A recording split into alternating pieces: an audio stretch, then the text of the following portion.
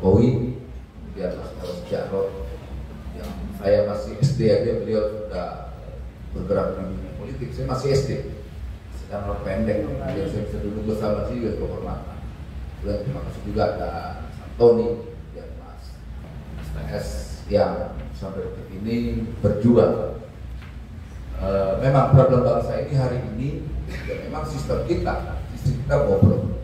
Kalau ditanya Jokowi melakukan hal yang baik, menurut saya masih ada yang dilakukan yang baik daripada tidak melakukan sama sekali. Kedua, 2024 nanti ya semua sudah dihidup, memang tidak bisa dilihat pilihannya apa. Kita menolak soal gagasan 3 periode.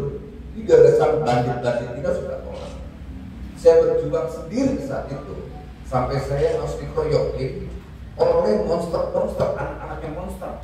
Itu Jokowi itu. Saya dikeroyokin oleh anak-anak monster Jokowi. Kemudian saya coba mengambil pilihan untuk mendukung Mas Ganjar. Pilihan demokratik saya saat itu coba mendukung Mas Ganjar agar provokasi demokratik ini bisa berhasil. Dan ternyata saya berhasil memprovokasi orang untuk menolak 3 periode. Saya tunggangi Ganjar. Ketika saya ditinggalkan Ganjar, datang lagi anak-anak monster yang namanya Ganjar menghujat saya. Bahkan Mas Eros Jarot ikut narasi itu. Saya baca di Detik itu, Mas Eros Jarot mau mengomentari saya kaget juga. Kok senior saya sebegitu pesimisnya, segitu piciknya menyampaikan pendapatnya soal menolak Wanipiro. Saya kaget. Saya tidak mengira hal itu. Karena saya biasa disokong oleh kekuasaan. Saya meninggalkan jabatan-jabatan yang sebetulnya secara itu enak sekali. Komisaris utama saya disokong komisaris nolak A. Lantas disokong saya jadi komisaris utama, jangan sampai bongkar soal PCR. Tak peduli saya. Karena logika saya ketika saya 98, kita melawan kekuasaan Orde Baru tanpa digaji, kita kembangkan kekuasaan yang keji itu. Nah, hari ini kemarin saya digaji, mendapat posisi komisaris, ya saya gunakan lagi untuk melakukan lagi. Dan kemungkinan dan akan saya lakukan itu terus.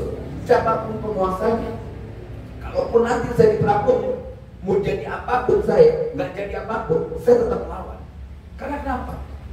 Rezim ini, sistemnya korup. Siapapun pemimpinnya, dia nggak berubah sistemnya. Kita hanya mendapatkan harapan-harapan kecil sebetulnya. Tinggal bagaimana kesadaran demokratik kita. Mau nggak kita sama-sama bicara tentang perubahan yang sebenarnya, substansi dari sebuah perubahan itu. Problemnya hari ini, kita tidak bisa berbuat apa-apa. Kita sepakat soal ketika tumbang rezim Orde Baru harus multi partai, jangan 2 partai atau apa. Kita sepakat, semua masuk ke partai mana-mana. Jangan masuk PDIP sudah banyak politik kita masuk ke sini berdemokrat mana, kita sepakat. Ternyata perilaku partai-partai sama aja korup. Itu korup. Bahkan kemarin kita lihat kawan-kawan saya dulu yang ngomong aktivis cuma sekelas komisaris. Jadi komisaris mungkin Erik pegang ketemu Erik Pak Erik di sisi saya teriak-teriak copot Erik. Saya komisaris BUMN, dia teriak menteri BUMN dicopot. Jadi persoalan-persoalan kayak begitu menurut saya ya kawan-kawan ya. Kayak hari ini pilihan politik saya ke Prabowo, saya nggak peduli.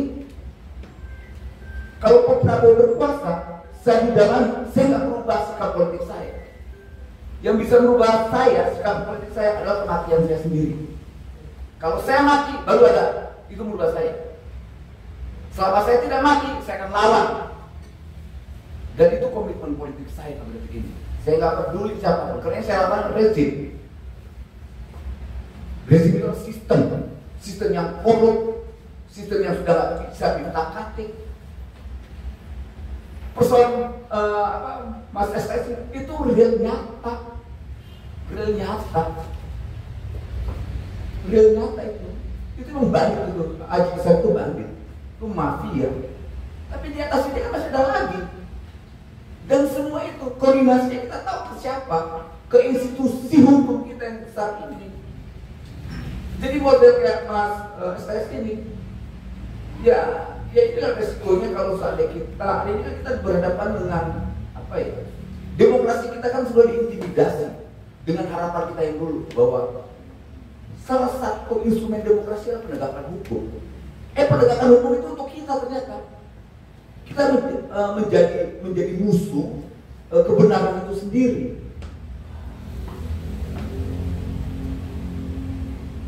Makanya saya nggak kaget tanya melihat itu, tapi ini menarik. Ada diskusi-diskusi seperti ini, itu menarik. Ini sebetulnya akan mengeskalasi lagi perubahan, entah jilid berapa. Kalau tidak bisa tentang reformasi, janganlah betul. Reformasi aja melahirkan kayak Erick Thohir, kemudian siapa banyak nih model-model kayak siapa lagi LBP, bisa tentang revolusi. Ngomongnya kayak Amin Rais, gitu loh. Kita butuh ke depan tuh ngomongnya kita rubah aja diksinya, jalan-jalan perubahan. Kalau nggak ngomong perubahan, nggak ada lagi harapan apa lagi ke depan. Orang siswanya sudah kuat, terkecuali bagaimana kita kuatkan demokrasinya.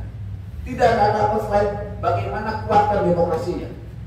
Agar kontrol kita terhadap kekuasaan itu lebih mudah. Hari ini kan demokrasi kita diperlemah. Ditambah lagi dengan kita gagal menghadapi yang namanya era digitalisasi. Kita bisa didikte pilihan politik kita dengan influencer-influencer yang semuanya ikut pesanan kekuasaan. Ada kawan-kawan di sini yang aktif di media sosial, yang punya follower jutaan, ada. Mereka nggak suka kita, mereka tidak mengorkestrasikan kita menjadi lawan. Mereka bisa mendikte kita demokratik atau tidak, Pancasila atau tidak, tergantung mereka. Nah ini yang kayak begini-begini, ini menjadi tantangan kita. Yang harus dievaluasi itu sebetulnya kitanya. Kita mampu nggak beradaptasi dengan demokrasi yang hari ini menjadi momok buat kita sendiri. Gitu. Ini menjadi backfire sebenarnya buat aktivis. Kalau terus begini, ya nggak akan terjadi perubahan, memang tidak akan terjadi perubahan. Tapi kita coba mencari harapan kecil dari sebuah perubahan. Harapan besar tidak nemu. Harapan setengah juga tidak nemu. Ya udah kita cari aja harapan kecil itu. Kita nggak tahu harapan kecil itu ada di mana.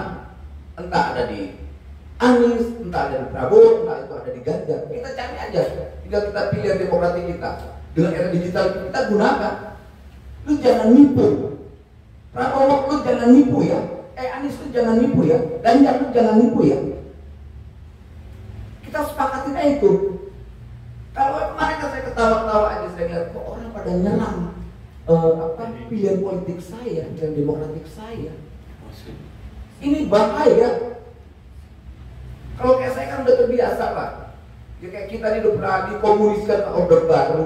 Yang lebih menyakitkan, saya dukung Presiden Jokowi, saya diterorisin. Udah agama saya Kristen, diterorisin saya. Gila saya bilang dia bersinting orang-orang ini. Yang terorisin saya, dia teman-teman saya. Teman-teman saya, isinya intel semua. Gitu. Padahal orang yang intel semua anjing-anjing ini nih. Saya nggak bisa lagi pakai bahasa yang lembut untuk apa? Para anak monster demokrasi ini. Mereka itu kemarin menciptakan yang namanya monster besar. Siapa monster besar? Jokowi. Untung Jokowi tidak mau. Saya udah ingat berkali Pak Presiden jangan mau.